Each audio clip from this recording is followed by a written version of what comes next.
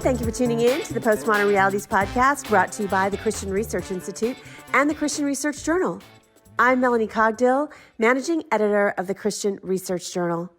It's December 2022, and this is episode 319, which is a conversation about church history and Polycarp, the Bishop of Smyrna, who lived from AD 69 to 155. Today's guest is Dr. Louis Markos. He holds the Robert H. Ray Chair in Humanities at Houston Christian University. He's also the author of more than 22 books, including his book, From Plato to Christ, How Platonic Thought Shaped the Christian Faith. Lou has written an online exclusive feature article for the Christian Research Journal. His article is called The Martyrdom of Polycarp. Our subscribers can read his article for free at our website, equip.org, because every subscription comes with the online access to exclusive articles. If you don't already subscribe, you can also head on over to equip.org and subscribe for $33.50. Lou, it's good to have you on again. It's great to be back, Melanie. Well, I'm sure some of our listeners are wondering, who is Polycarp and why would I even care about this? And I just want to say that at my church, I recently went through a Sunday school class that was about 10 weeks through some really interesting figures in church history way back at the very early church. And we ended up around the 300s. And it's interesting because I probably thought before, who's ever heard of these people? Why would I care? And as their lives were unfolded for me, I realized how important they were in church history for the Christian and why we should care about them now, because a lot of the issues that they faced, surprisingly, we still face. And so a lot of times we don't interact with history that much. I think history to us is like maybe the last, 10 years or something. And these days, when we think of the internet, it's like things are old after, a week or something. So I think this is a very interesting topic and conversation we're going to have today. So first of all, before we talk about Polycarp, who is the main topic, I want to ask you about Eusebius and his role in ecclesiastical history. And why do some historians actually doubt the reliability of who he was? And why do you consider him reliable? And how is he even related to our conversation about Polycarp? Luckily, Eusebius is the great historian of the early church. The early church means from Acts to Constantine, who is the one who ended the persecution against the church. So about 300 years. And Eusebius is a contemporary of Constantine, so the 4th century AD. And we are just so lucky because he not only gives us the history of the church, he gives us the history of the Bible, who wrote the books of the Bible. He tells us all of these things. And he includes in his ecclesiastical history, means history of the church, right? Ecclesiastic church. And in it, he includes the martyrdom of Polycarp. Now, the reason why a lot of modern historians are a little bit doubtful, a little bit cynical, is that Eusebius actually knew St. Constantine. Well, he's a saint in the Orthodox Church. He knew Constantine, and he saw him as a great liberator. And indeed, Constantine is the one who ended the terrible persecution against the church. But Melanie, there are a lot of people today that want to look upon Constantine as the enemy, right? Because he institutionalized the church. And there is some truth to that. I'm not going to doubt that. But Constantine did stop the persecution and help the church to grow. He called for the Council of Nicaea to establish and firmly establish the doctrines of the church. He's a very important figure, but a lot of people are sort of suspicious of him, and therefore they think, well, Eusebius is biased because he likes Constantine, and so he's going to airbrush history. But actually, if you sit down and read the ecclesiastical history, part of it is the narrative that Eusebius is telling, but a lot of it is primary documents.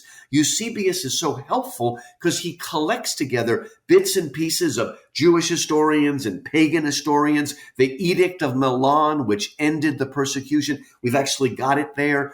We have a lot of the affidavits that the emperors put out when they were persecuting the church. And when we can find those documents in other places, they match up with Eusebius. So a lot of what he's doing is preserving primary documents and then sort of knitting them together and commenting and whatnot. So I do think that we have to stop this. Oh, it's propaganda. We can't trust this guy. He does a very good job. Also, just like the Gospels, Melanie, he often makes the Christians look bad. In fact, the last and worst persecution that was the persecution that finally Constantine ended. It was called the Diocletian persecution. He actually partially blames the church for getting too fat and too comfortable and too materialistic. So he doesn't make the Christians always wonderful and the Romans always evil. We get a fairly even-handed view of history. So I think a lot of what he gives us is reliable and gives us a window into the early church. This is kind of interesting. You mentioned Diocletian, and that is, our listeners will know, just a few weeks ago, we released a podcast about St. Nicholas and Santa, and we do talk about St. Lucia and also known as St. Lucy, and she was martyred under Diocletian. But also to go back to Constantine, I don't know if our listeners would know this, is that he was just a very interesting person. And while his mother was a Christian and his dad was a pagan, there was really just interest. And also, he never was catechized in the church, but he encouraged the building of churches, and he was just a really central figure. And so why would you mentioned the calling of the Council of Nicaea by him, and why would people even care about that? Well, I also want to point our listeners, if you missed the episode on spiritual friendship, which is something that is going on big in the evangelical church today, guess what? The church fathers answered some of those issues way back in the 300s. So all of the stuff that we're going to talk about today, you really should think about it and look into it. Read Lou's book. It's very important in the history of the church because, frankly, it's still relevant to us today. It is incredibly important, Melanie, because if we don't know that, we end up fighting the same arguments against heresy over and over again. The Council of Nicaea did not invent orthodoxy. It cemented it and gave a philosophical language to help cement what the early church fathers already believed for the last 300 years. That's one of the reasons I wrote my book, to document all of it's there, the incarnation, the resurrection, everything is taught clearly. But because of the heretics, and that's what Eusebius is telling us about the heretics, because of them, we had to adopt a more philosophical and sort of specific kind of language to preserve and protect the doctrine that had been believed for 300 years. And maybe we could talk more about that with Eusebius, Melanie.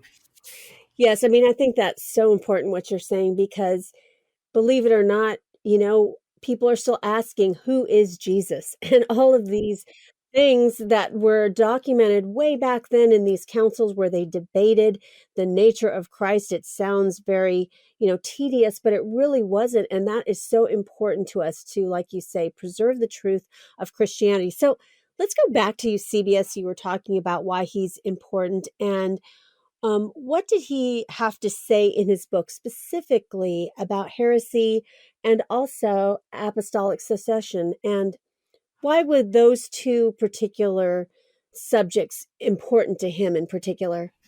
See, especially if you're an evangelical like myself, we have this idea that there's the early church, by which we mean the church of Acts and the letters of Paul, and then everybody goes to sleep for 1,500 years, okay?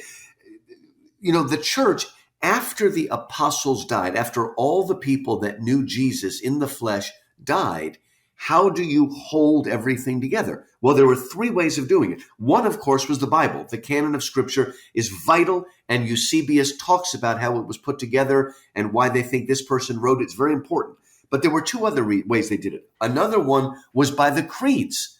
I believe in one God, Father. That's the Nicene Creed. But there have been creeds all along that we need to know and memorize. But the third thing, and this is very, very important, particularly for Catholic and Orthodox believers, is what's called apostolic succession. And it almost seems, tedious to us, but Eusebius gives us these long lists of bishops. And that most of them are unbroken lists from the beginning. The Bishop of Rome, Jerusalem, Antioch, Smyrna, Ephesus, Alexandria, all the major sites of Christianity, because it was through this apostolic succession, one bishop leading down to the next, that the orthodoxy of the church was preserved. And we need to understand how important this is. We almost sort of take it for granted today. We need those. We've got the Bible. And I'm an evangelical. I'm okay with sola scriptura, but I'm also not okay with it. We need the creeds to cement what we believe. And the apostolic succession is what gives legitimacy to that. And it's just like when you read the genealogies in the Old Testament, right? We have a knowledge of how this was passed down, and it's absolutely essential.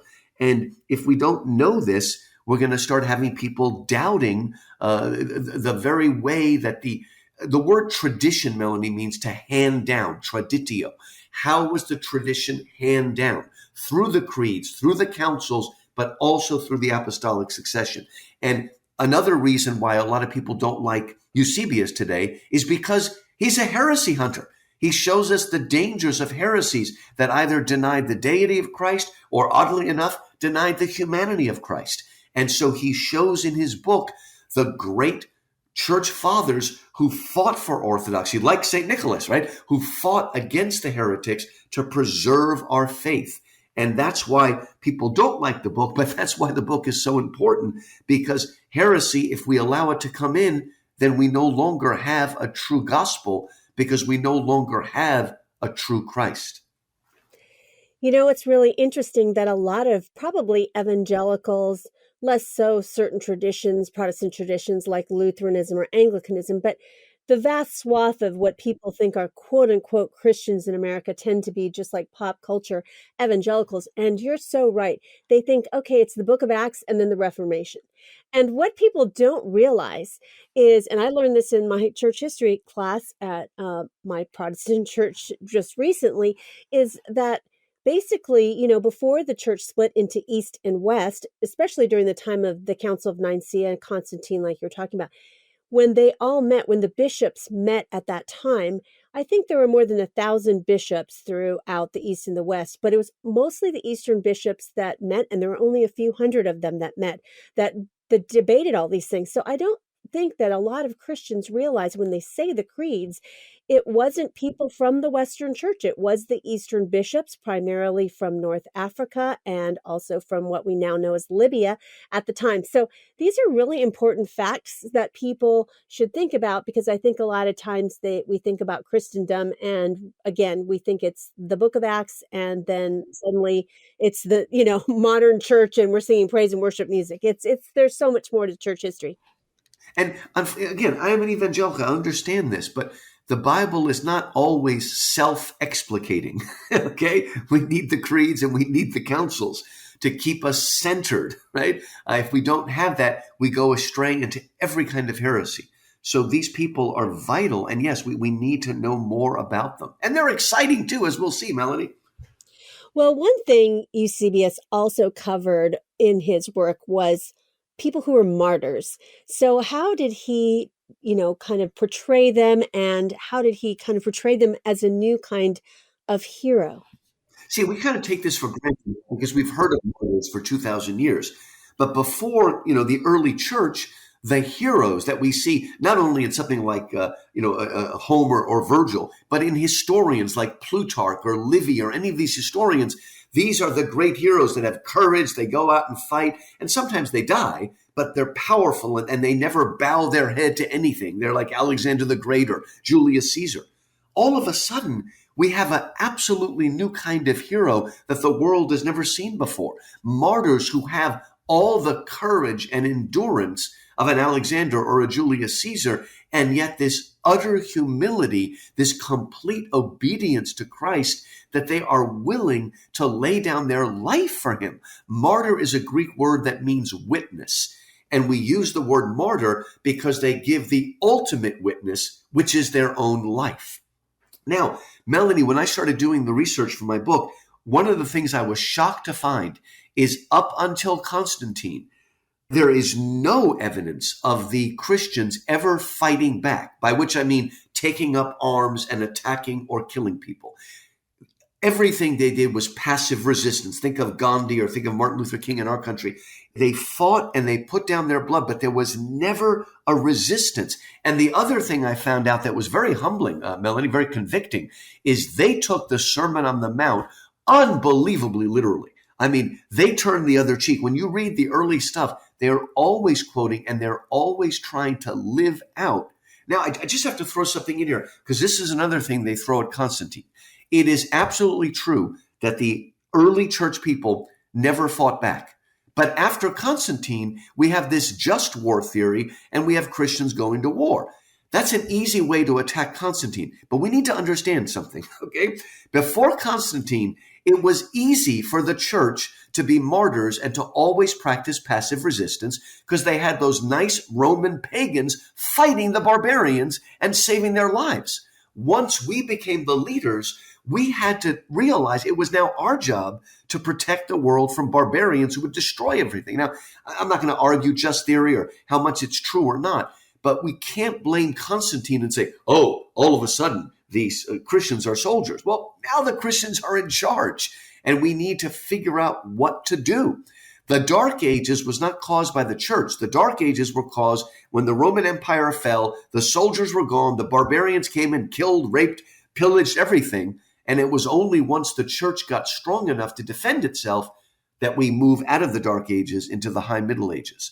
So I don't want to sound like in a soapbox, but we need to understand. But still, as individuals, okay, not as people in charge of saving others, as individuals, if we follow the early church and follow the Sermon on the Mount, it should be a kind of passive resistance and a willingness to even suffer to follow Christ. Some of you might be thinking, I have been waiting on getting all my Christmas wish list fulfilled for all those friends and family and people I'm getting gifts for. And so it's too late to get a lot of things shipped to you. But it's not too late to give a gift subscription to the Christian Research Journal because you can just email somebody the link to our website and show them all the great articles that they will be receiving that they can see for free already, but also that the fact that they're going to get online exclusive access to some of our articles that we have as online exclusives, plus the print edition to their door. And so it's a great gift for those last minute gift givers to friends, family, or even maybe your pastor or people on your pastoral staff like youth workers or discipleship coordinators for your church. And also you might want to give yourself a gift because a lot of us receive money for Christmas gifts because people are stumped and they don't know what to get for us. And so this is a fun way that you can subscribe to the Christian Research Journal with that Christmas money and use things that you wouldn't normally have in your budget because you have this extra money that you've received as a gift for Christmas time.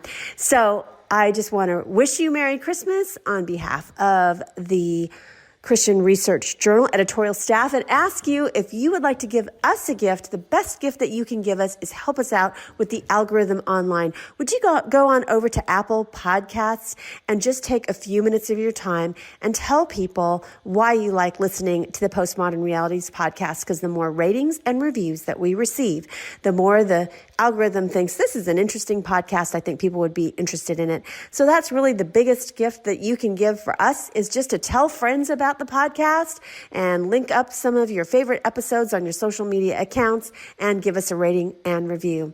And Merry Christmas to you.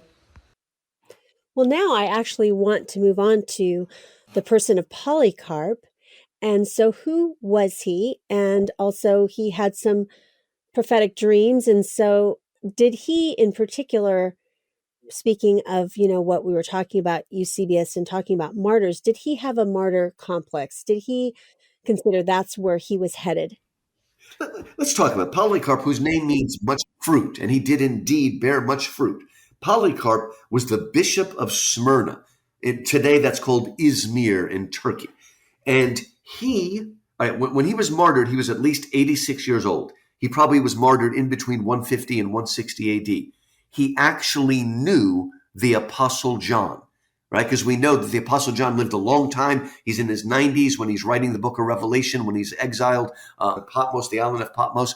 So he is, in a sense, our last connection with one of the apostles who actually knew Christ. So he's a very important figure. He was also very, very close friends with Ignatius of Antioch. He was the bishop of Antioch. He was also martyred. And we have letters not only from Ignatius to the church, but we have one letter between Ignatius and Polycarp. So we know quite a bit about this man, an amazing person. Now, he had, this idea of a martyr complex is the idea that they want to die to get glory.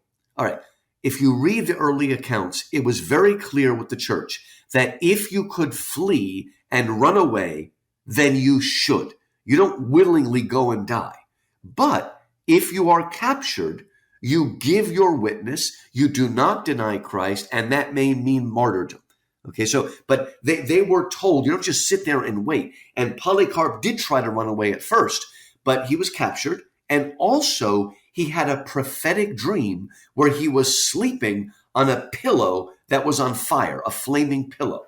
And he realized that this was a message from the Holy Spirit about his martyrdom. And after he knew that he was called, he just relaxed and was absolutely obedient to God and went through with the martyrdom. So he did die, but he did not have what we would call a martyr complex today. He just knew that this is what he was called to. And I should just mention one thing, so I won't forget. One of the things I learned when I read these early martyrdom accounts is it was clear to all of them that their real enemy was not Rome. Their real enemy was Satan. They understood that this was spiritual warfare. And it's one of the reasons why they were able to forgive the Romans, even as they were being martyred, because they understood that this was spiritual warfare. And that's right there from the beginning, Melanie. So you mentioned that Polycarp was a bishop, and that is a high office in the church at that time. And two things I like to say about your comments. And one is a lot of people doubt the existence of Jesus, that he even lived as a historical person. But here is somebody who was discipled by somebody who knew Jesus. So that's another historical fact that we can put out there that, Jesus existed. That's true. That's true. We need to understand, again, that apostolic succession is important. There is a hand. And also, please, Melanie, I'm so tired of these people who deny the oral tradition because they say, did you ever play the game of telephone? Well, I've played the game of telephone and it was never as insane. People just have this weird mental block. Oh, that's the telephone game. We can't. Look, back then, the oral tradition was incredibly complex and worked out. And those people had memories. Okay, we have to stop thinking about ourselves who have an attention span of 30 seconds and stop this childish thing of reminding us of telephone. The oral tradition, they kept very carefully records of what they were doing, and they honored their ancestors in a way that we've forgotten how. So it is reliable. Well, I was mentioning that you had said that Polycarp was a bishop, and that is a higher office in the church and at the time. So how did he even get to be at that office? How was his ascent into leadership of the church? Where did he begin? Again, you would begin sort of as a priest. Sometimes you might even begin as a deacon, as a priest. And the church knew who these saintly and holy people were. Of course, they were people that were educated and knew the scriptures. And they weren't chosen, right? They didn't take over by fiat or something.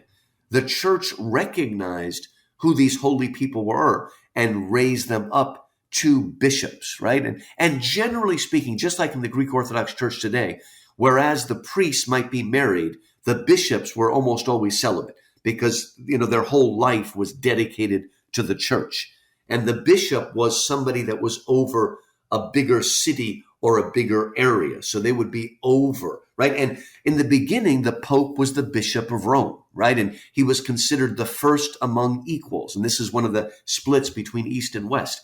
The East still considers the Pope to be the Bishop of Rome and even the first among equals, but not absolutely above everybody else, right? But what I'm saying is this is not some kind of totalitarian takeover of bishops. They are rising up from the church and recognized as leaders called by God.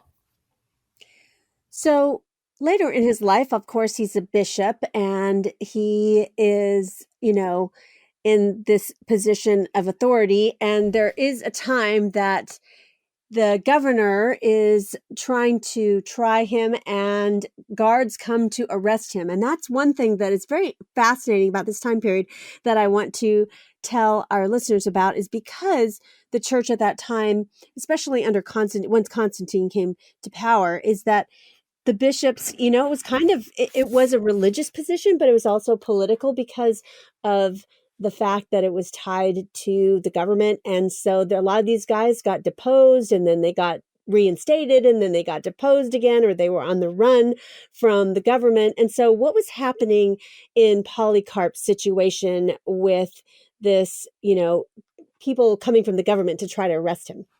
Okay, what happened back then, Melanie, and in the second century, we actually had some fairly good emperors, people like Trajan and Hadrian and Marcus Aurelius. Many of them were actually pretty good, Antonius Pius. What happened, where the Christians fell foul, and the Christians were often called atheists, because the Romans actually were very open to religion. You could bring your religion, but you also had to participate in the public religion of emperor worship. And one of the ways you did that was by taking a pinch of incense and throwing it before the sort of altar of the emperor, because the emperor was considered divine. And as long as you did that, as long as you played the game, did your virtue signaling, we would say today, everything was okay.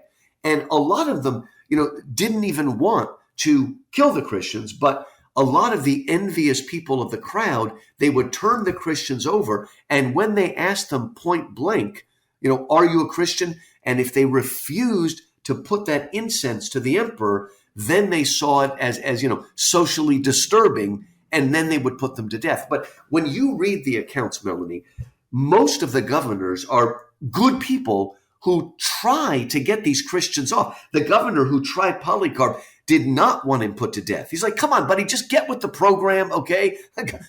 Go ahead and make the cake for the gay marriage. Let's put it that way, okay?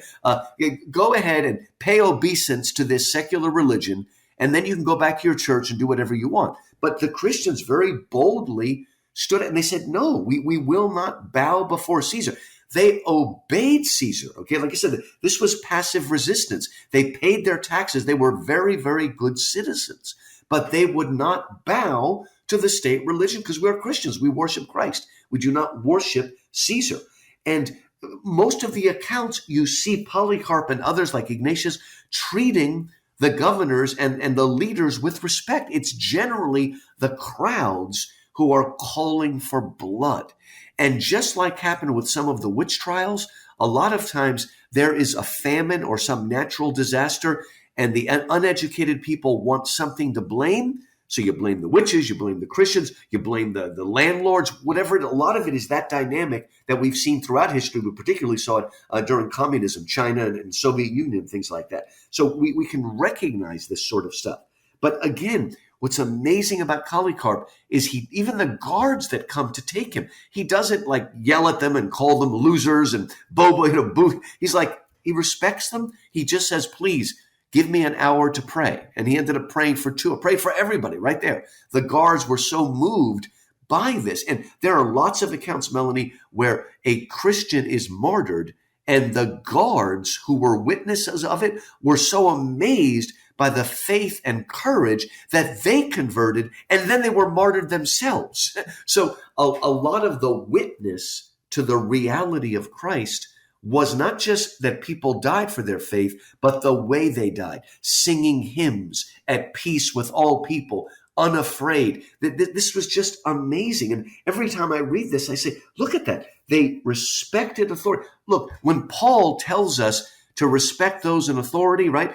That was when Nero was the emperor, okay? So we're supposed to respect authority, but we must bear witness to Christ and we must not bow to Caesar.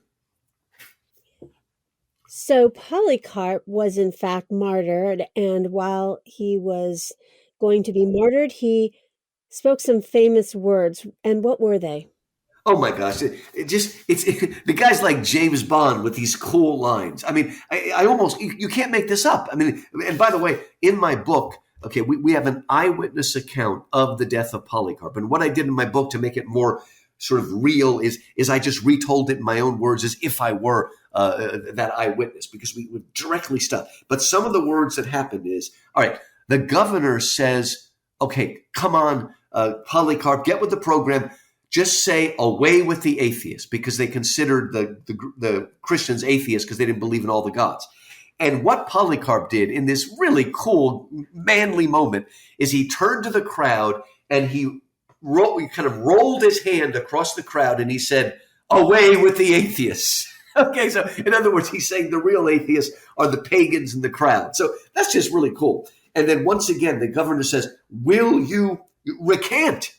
And these beautiful words, Polycarp says, for 86 years I have served my Lord, and he has done me no wrong. How then can I blaspheme my king and my savior? I mean, these words were engraved in the hearts of the early Christians. It gave them courage, right? A little bit later, again, please, will you recant and save your life? He says, I declare to you that I am a Christian. I am a Christian. I can't declare anything else. But look, if you want to learn more about the faith, let's set a time and a date, and I will tell you everything. And then the governor says, turn to the crowd now and preach to them.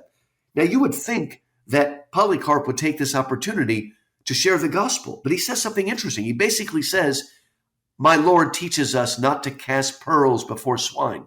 I respect you, governor, and I will sit down and tell you, but I will not throw that which is precious to people who will only, laugh at it and ridicule it. Just a pretty amazing response. And one more response, again, that's kind of famous is, again, the governor says, beware, Polycarp, or you will be thrown into the fire. And look at these wonderful words that ring out. We're talking about over 1,800 years later, almost 1,900 years. He says, the fire that you threaten me with, Lord Governor, is short-lived and can do me no eternal harm. After a time, the fire you set will go out and be as if it never was. But I would have you know that there is another kind of fire, the fire of judgment. That fire, my Lord, burns eternally and never goes out. That is the fire that awaits the souls of the ungodly. Let all of you take care. I mean, isn't this an amazing document, Melanie, passed down all these years? Well, I think that just shows the boldness of a devoted Christian, because I think of, how would we say that if we were in a trial and about to be killed? And that's a question I have for you. How did Polycarp's trial perhaps mirror the trial of Jesus and maybe also of Socrates? See, now sometimes this may make us doubt some of the details, but I don't know. For instance, Eusebius or the eyewitness that Eusebius is quoting makes it clear that when Polycarp was taken to the arena, he was taken on a donkey, right? Which makes us think of, when Jesus comes into Palm Sunday, he comes in on a donkey. So there are certain elements that maybe they're changing it a little bit. Although, again, that's not so much a problem for people writing back then as it is for us. We've got this sort of logical, scientific, mathematical view of things why did God give us 4 gospels? God's all right at giving us 4 different perspectives of the same story. So part of it is our problem, living after the Enlightenment, and we think, but still, like Jesus, and you can see the eyewitness is making a connection as Polycarp gives his testimony before the governor there. It's like Jesus speaking before Pontius Pilate. And remember, Pontius Pilate made every effort to save Jesus, but in the end, he gave into the whims of the crowd. And that's very similar to what's going on with Polycarp and even to other martyrdom accounts. But I mentioned Socrates. A lot of people don't know this. Again, when I did my research and I read the early apologists, both the early martyrs and the early apologists like Justin Martyr, who of course was both, they constantly look back to Socrates as the first martyr for monotheism. Now, they knew that Socrates did not have access to the Old Testament, but they saw that the greatest of these virtuous pagans were moving, that clearly you can see Socrates, he doesn't know Yahweh, but he's moving towards an understanding that if there is a God, he must be a God who is all good and all powerful and is the standard of virtue, not like Zeus and Poseidon and Apollo who are sleeping around and doing all these crazy things. They're moving there. And particularly when Polycarp stands before the governor and the governor says, come on, give in or we're going to throw you to the lions. He says something that sounds like Socrates. He says, bring them on if you must, but it is not possible that I should exchange a good way of thinking for a bad. Rather, it is altogether right and proper that I should abandon the way of evil for the way of righteousness. And Socrates says similar things. I must follow virtue, not vice, okay? And unfortunately, vice runs faster than virtue, and you've caught me now. But I am going to do that which is right. So it fascinates me because I also wrote a book called From Achilles to Christ and The Myth Made Fact. And I'd like to write and speak a lot, Melanie, about what we can learn from the higher pagans. And even the early martyrs saw somebody like Socrates as one who bore witness to the truth. So I guess I should say trigger warning for anybody who doesn't like to hear these kinds of stories about Christians who were killed for their faith. But would you tell us what was the manner of Polycarp's martyrdom? It is powerful. And I should say that when you read these accounts, they're not there, frivolous, like watching some Saw movie or something, okay? They're just very faithful and honest to what happened.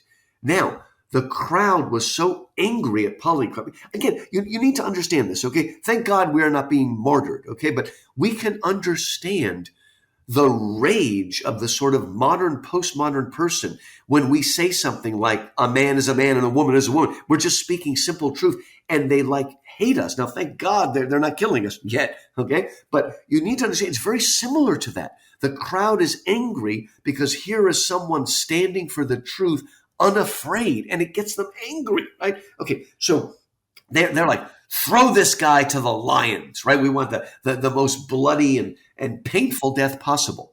But guess what? The Romans are nothing but orderly. The part of the program with the wild animals, and they did kill many Christians with wild animals, was over. And so the Romans always followed the program. And so instead, he was to be burnt alive. And there's the prophecy of that burning pillow. So he comes forward and the eyewitness compares him to a sort of noble ram coming forward to be sacrificed, just like in the sacrifices of the Old Testament. And he comes forward, he makes this incredible prayer, Polycarp, where he says it is a privilege to him to share in the cup of Christ, right? And he calls upon the Holy Spirit. I mean, he's just unafraid. He's not cocky. He's just sure and unafraid. And as he comes forward and they tie him to the stake where they're going to burn him, it's kind of a cross, they're about to nail him to it. And he says, why are you nailing me to it? And he says, because people flinch when the fire comes.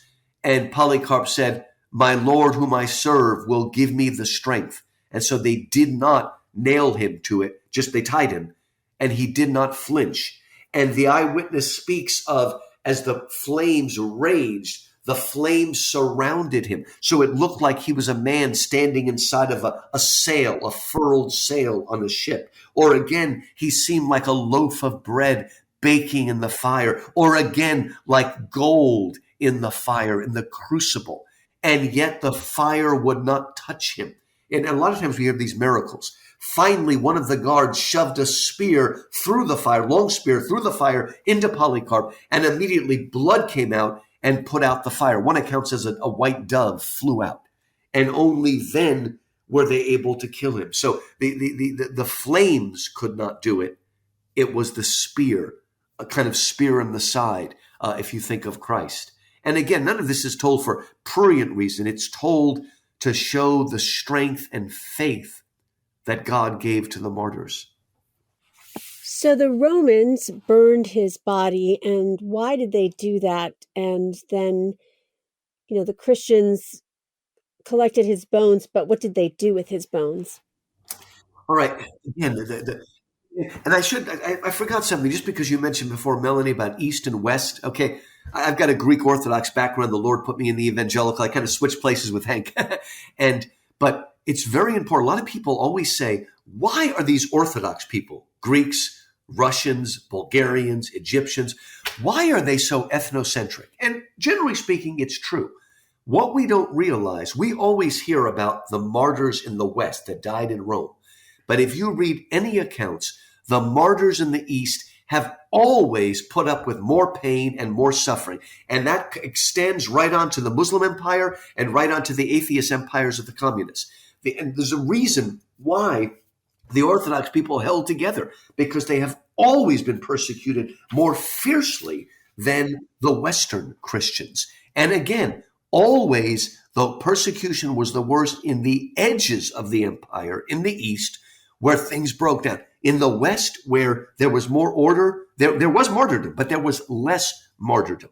Now, again, the envy of the crowd hated Polycarp so much that they wouldn't even allow the Christians to take his body for proper burial. They burned it, and they were horrified, but they loved Polycarp so much that after the fire went out, they took the bones, and those bones became for them relics. Now, this is a little bit strange for evangelicals and Protestants, but for Orthodox and Catholics, relics are very important. Relics are like a bone from one of the saints or a piece of the cross. It's a physical object that links us to the past. And again, that's a little strange for evangelicals, but it's important. And for a lot of Orthodox and Catholic churches, if you want to really consecrate the altar, then in the altar cloth, you want some kind of relic that links you to the early church. Very, very important. And some historians think that what we call the cult of the saints begins right here with the bones of Polycarp. And the eyewitness tells us that every year afterwards, they would gather together to remember their beloved saints. And again, I know this sounds like voodoo or, kind of witchcraft, but it is, the body is important in Christianity. God created the body good. He created the soul good. They're both fallen, but they will both be redeemed.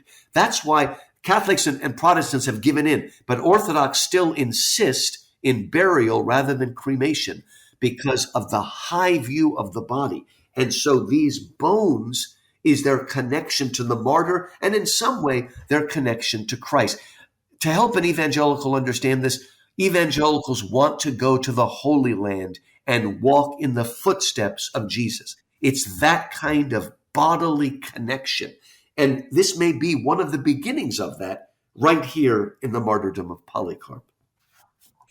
That's really interesting that you mentioned that background, because I still think, as we posited it at the beginning of this podcast, that a lot of things that the early church, and I'm not talking about the book of Acts, but the early church around the time of Polycarp, is just unknown, foreign. People don't understand this, and they are true believers that we will see someday in eternity. So this is very helpful. No, Melanie, just to add to that quickly, and again, one of the strangest Protestants is prayers to the saints, the idea of praying to the saints. And what's interesting is, yes, as Protestants, of course we believe that our dead in Christ are alive. In fact, they're more alive than we are.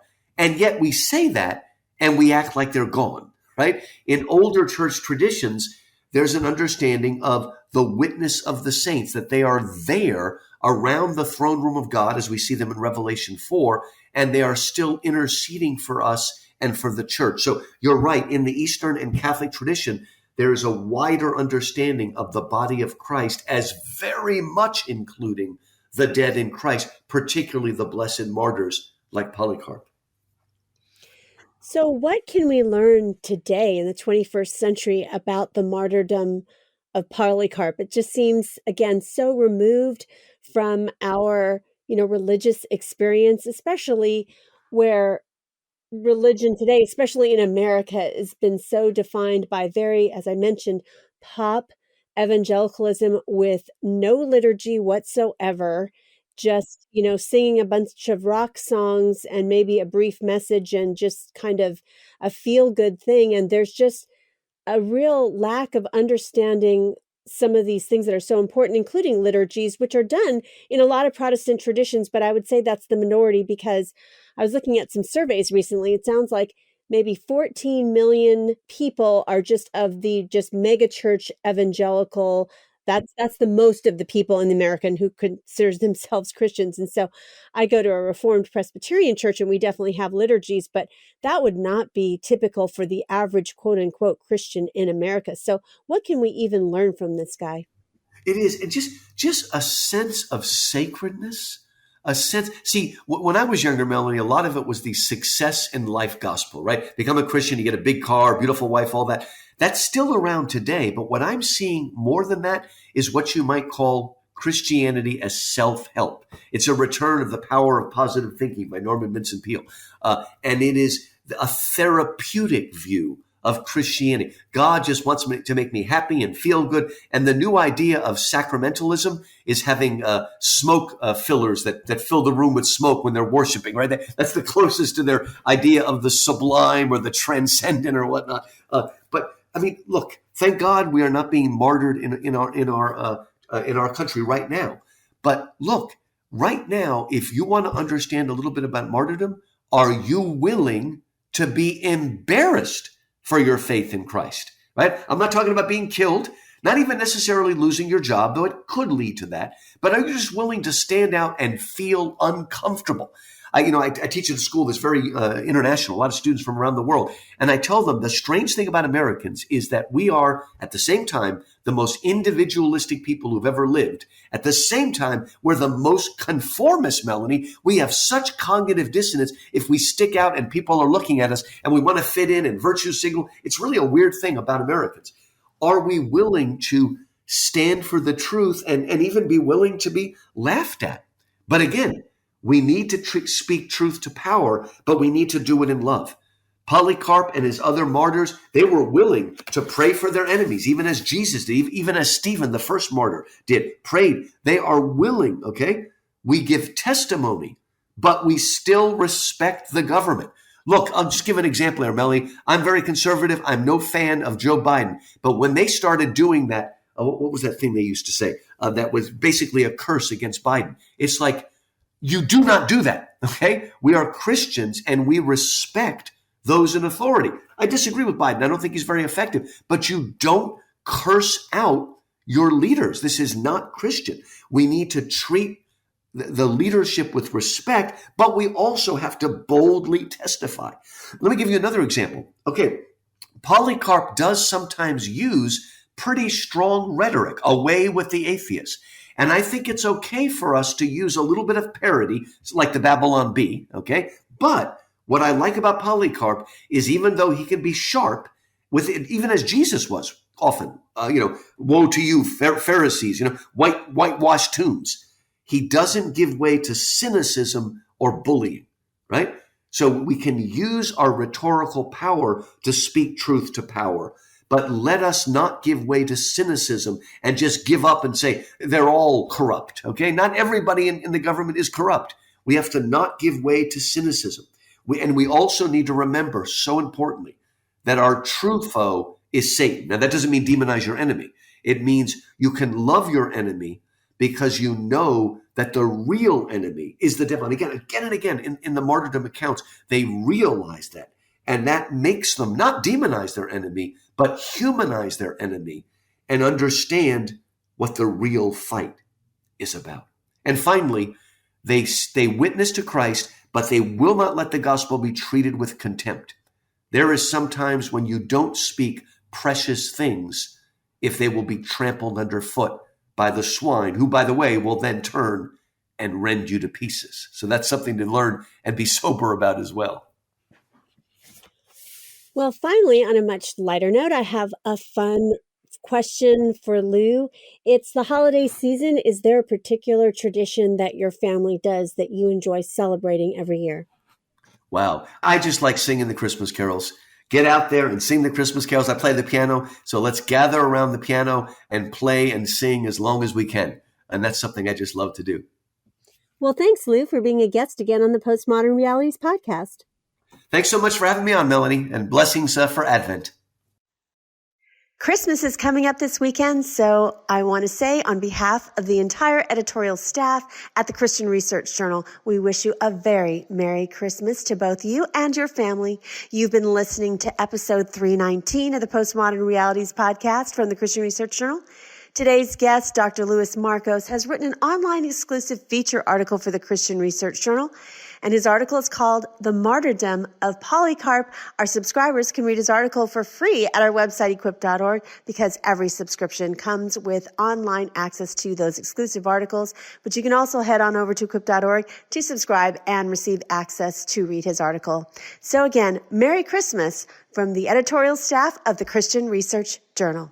Stay connected with the Christian Research Institute and all the new content we have coming your way. The best way to do that is to head on over to our website, equip.org. There you will find thousands of free resources right at your fingertips, from articles to video to audio, and it's all for free. You'll find our podcasts hosted there, as well as the Bible Answer Man broadcast, which is hosted by CRI President Hank Hanegraaff and streams live every Monday through Friday at 6 p.m. Eastern. In addition, you don't want to miss out on subscribing to Hank Unplugged, which is the podcast of Hank Hanegraaff. And in that podcast, he has really in-depth, free-flowing, essential Christian conversations with some of the most interesting, informative, and inspirational people. And in addition, he has a new series on his podcast feed called Hank Unplugged Shorts, which Hank goes into the headlines in the mainstream media and refutes a lot of those cultural issues that we have in these short podcast episodes. And there's quite a few of them. You don't want to miss out on them. Now, if you want to find some of this at other places where it's all in one place, really subscribe to our YouTube channel.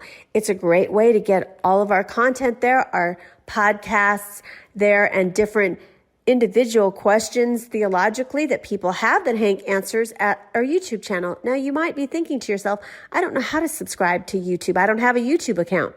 Well, actually, you might just have a YouTube account. If you have a Gmail address, you have a YouTube account. Just log into YouTube with your Gmail address and search for Bible Answer Man channel, and please become one of our subscribers. In addition, if you see that bell icon right there on our front page, please click that, and every time that we have new content, you will receive a notification that new content is up on our channel for you to be able to consume. So thank you so much for the ways in which you partner with the Christian Research Institute. We are grateful for you listening and reading and watching.